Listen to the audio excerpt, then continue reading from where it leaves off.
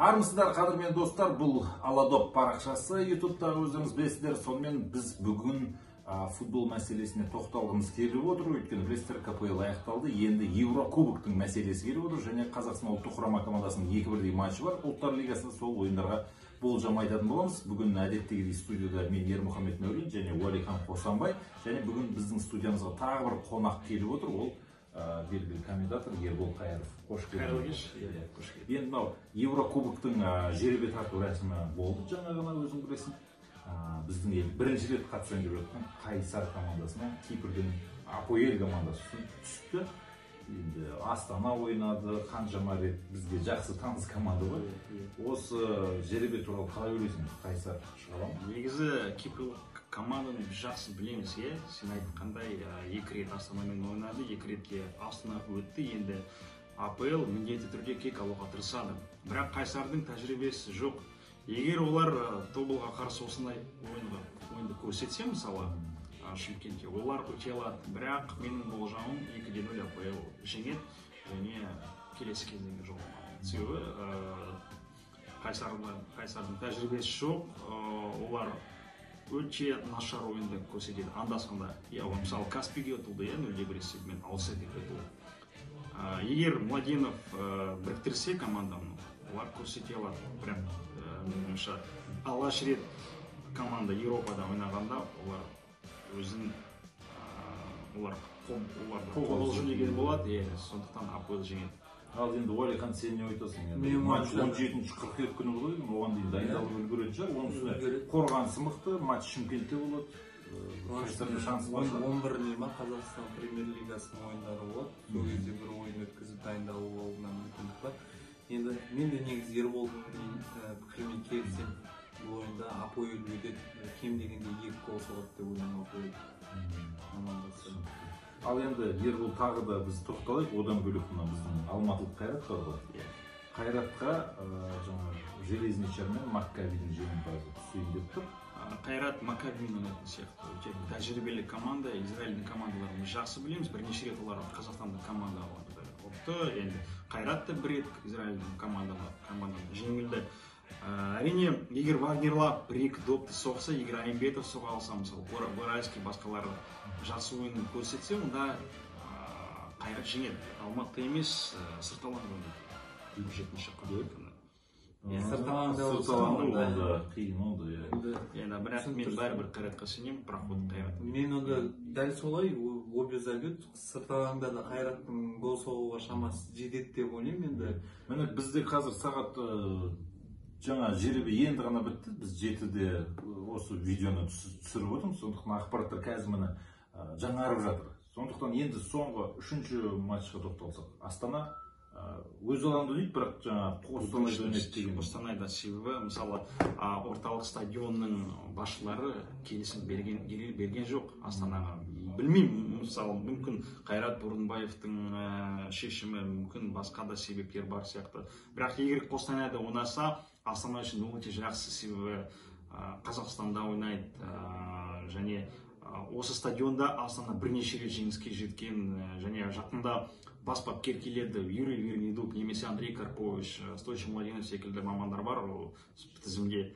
Менің ойымша қазір осы паузаны пайдаланып, жақсылап дайындалып, олар 3-4 күні жиналып тағы да жеңіске жете алады. Себебі, мысалы, осы Черногориялық команданың тәжірибесі жоқ. Есіңізде ме, 2 жыл бұрын Астана Чемпиондар лигасының бірінші кезеңінде жеңіске жетті Сутеска. Сутеска деген команда. Сол жаққа барып тұрып жеңді ғой. Командалар әлсіз, жақсы тәжірибелі ойыншылары аз, қымбат ойыншылары аз. Егер Барсегян Тамасы бабында болса, Сатирио бабында болса, онда Астана жеңіске жетеді. Уәлихан, сен ше? Мен бұл ойында мынау шығады деп айтпай қойым, бірақ Марин Томас гол соғады деп болжам бергім келіп отыр. Бірақ оны линияда болмайтын да шығар. Болу керек негізі. Көп жерде береді. Енді көп жерде болмайтын шығар. 7 ойыншысы жарақатта жатыр ғой қазір. Солар емделіп шығатын шығар 17-ші қыркүйекке шейін. Оған қоса Дмитрий Шамко демалады. Ұлттық құрамаға бармайды. Енді қадірменді ағайын, бірден негізгі мәселеге көшейік. Ерболды да бүгін шақырған себебіміз сол. Ұлттық құраманы жақсы білесің, ұлттық құраманың кезінде баспасөз хатшысы да болдың дегендей. Қазіргі мынау Михал Биликтің 4-ші қыркүйек күні Литвамен болатын ойында не күтеміз жалпы? не болуы мүмкін? Ең басты мақсаты жеңілмеу. Сол себепті Литвада біз егер қорғаныста жақсы ойнасақ, әйтеуір 5 қорғаушымен ойнаймыз. Марат Быстров бар, Ян Вараговский бар, Дмитрий Шампо болмайды, Ғафуржан Сүйінбаев бар мысалы, және орталықта Марочкин, Керімжанов секілді, Темірлан Ерланов сияқты ойыншылар бар болса, біз әрине өте жиі шабуылдамаймыз. Себебі Литваның ойыншылары Еуропада өнер көрсетеді. Олар да қазір бабында сияқты, егер біз қорғаныста жақсы ойнасақ, онда 1-1 немесе 0-0 есебімен тең ойнаймыз. Бірақ Литвада біз жеңеміз деген ойым жоқ. Себебі қазір біздің ойыншыларымыз бабында емес сияқты. Чемпионат жақында ғана Литва чемпионаты болып жатыр, осын тоқтаған жоқ қой? Иә, тоқтады, бірақ та ойыншылары Еуропада өнер көрсетіп жатыр, тәжірибелері жақсы, Ресейде кейбір ойыншылары бар. Видеос Вербицкас деген. Видеос Вербицкас, иә, кеше Астанаға қарсы керемет ойынды. Сол құраманың жартысы Астанада ойнайды дейсің ғой. Иә. Енді түсінікті, Уәлихан, сен не айтасың? Ербол тең болады дейді. Ұтылмайды деп па? Қандай ұтылмау керекпіз. Мен ана Қайсарда ғана Марочкин деген қорғаушының ойынына риза болып жүрмін. Негізі ертең бірінші минуттан Марочкиннің қасына бір-екі жақсы бір қорғаушы. Малы шығады ғой, енді Ресейге қарсы мықты ойнады ғой Малы кезінде. Кеше басты енді гол ұрды, тобыл. Бірақ сол Марочкиннің ойынына риза болып жүрмін өз басым. Қайсарда кәдімгідей құтқарады, кәдімгідей шығарады. Енді солар болса, сосын Исламхан келеді Бауыржан. Тең нәтижені. Енді шабуыл жақта айтпай қойып, енді гол соқсақ соғармыз, бастысы бізге ол жақта гол жібермей болып тұрған. Енді мен де ойлаймын тең болады деп. Ұтылмау керек. X2 деген бәс ұнамай ма саған? Қалай? Қазақстан ұтылмайды деген X2 деген әжептәуір коэффициенті осы кездің өзінде. Сондай ұтылмайды деп алғым келеді Қазақстан. Литва нашар дейсің ғой. Енді нашар деп те айтуға келмейді. Ал одан кейін Беларусь пен жеңісі күні Алматының орталық стадионында өтті. Соған байланысты. Иә, Беларусияның ойыншылары керемет. Біз оны Астанаға қарсы Бресттің ойыншыларын көрдік. Иә, Батыя бар мысалы, Шахтер Солигорскінің ойыншылары, кейбіреулері Орыс чемпионатында жүр, кейбіреулері басқа чемпионаттарда бар. Сол себепті мен ойымша Беларусь фаворит. Бірақ мен Қазақстанға сеніп, Михаил Беликтің шәкірттеріне сеніп, Қазақстанға 4-0 осындай болжам беремін. Өз алаңында. Өз алаңында. Қанша дегенмен. Мен бұл ойында керісінше Беларусь жеңіп кететін шығар деп ойлаймын. Өйткені футболшылар бабында, физикалық бабында 90 минут жүгіре алады. Тоқтаған жоқ біріншілік деген секілді.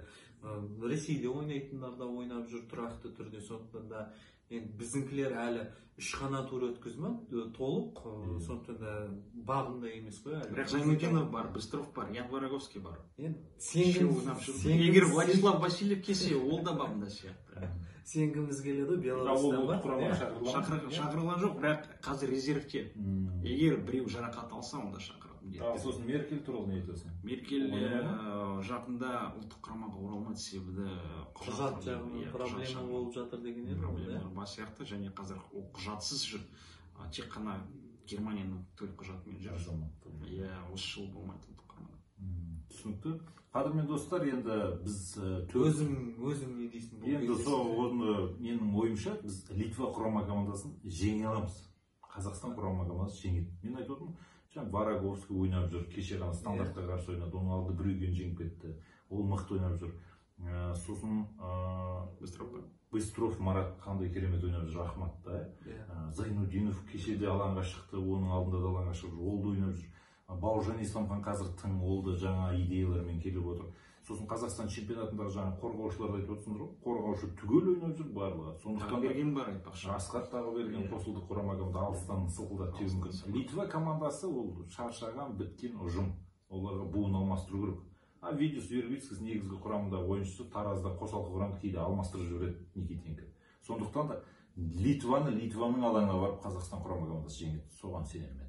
Ал Беларусьмен болатын ойын, оған енді әзірге айтпай қойын. Литвамен болатын матчта біреу жарақат алып қалуы мүмкін. Оған дейін 11 күні болатын матчқа, біз 7 күні болатын матчқа 6 күні выпуск жасаймыз, шығарамыз, міндетті түрде талқылаймыз. Және қақпашылардың мәселесі бар. Туындап тұр егер. Мысалы Непогодов қазір Астанада бірнеше қателік жіберді, Брестте 6 рет өз қақпасына жіберді, гол жіберді. Ал мысалы Покатилов болса, ол да бір рет қателік жіберді, және қазір Қайратта нөмір 1 деп айта алмаймын ол қақпашы. Шынымен негізі осы қақпашылар проблема. Мысалы жастар құрамасына қарайсың да, ол жақта қақпашыларға сенімді боласың, проблема жоқ дейді. Бекзат Шайжада, екеуіне қарайсың да, ырза қайсысын тұрғызғанын білмейсің да, спортивный. таласып қалуға да болады. Мысалы екеуі де жас болса да қателіктер енді жібереді ғой, енді жастығына қарамастан, бірақ сенімдісің да, міне Қазақстанға деп. Бірақ ұлттық құрамаға сондай бір қақпашы жоқ қазір. Енді түбі сол екеуі, Бекхан Шайзада мен Мұхамеджан Сейсен екеуі бір 3-4 жылдың ішінде ұлттық құраманың негізгі қақпашысы болады осы екеуі деп отыр. Бірін-бірін алмастыратын шығар. Енді ойынға шығарып жүрсе де бапкерлердің бәрі. Ең болмаса бір 10-15 минутқа шығарып жүрсе де жаман болмас еді. Негізгі құрамға енді Мұхамеджан Сейсен қазір жөнді бір ойын шығып бір ойын шықпай жүр, бірақ Бекхан Шайзада негізгі қақпашы болып кетті ордабасыда. Тысқададзеге алғысы енді ол жағынан. Ұлттық құрамада мен Шаскиге сенемін. Тәжірибесі жоқ, бірақ тобыл да өте керемет ойынды көрсетіп тұр. Сол себепті. Бірақ өткен Небойшы Косовичтің 2 стандарт білем, бірақ басқалармен салыстырғанда қазір Шаски мықты. Көшілгер. Маған өте ұнап тұр, адам сияқты, адамгершілігі мол, өте жақсы қақпашы. Оған сенемін. Өзі Теміртаудың жігіті дейсің. Қарағанды жігіті бірақ Теміртауда жүрді ғой. Қадірмен достар, мінекей осымен бүгінгі шығарымызды аяқтадық. 3 клубымызға байланысты болжам айттық және алдағы ұлттық құрама командаларының матчына да тоқталдық. Қазақстан сырт алаңда Литвамен кездеседі. Сол ойынның нәтижесін кім дәл табады? Бірінші болып комментарийге жазыңыздар. Соған Уәлиханның атынан әдеттегідей сыйлық Каспий Голдқа. Сау сәлеметті болыңыздар. Жақсы, сау болыңыз.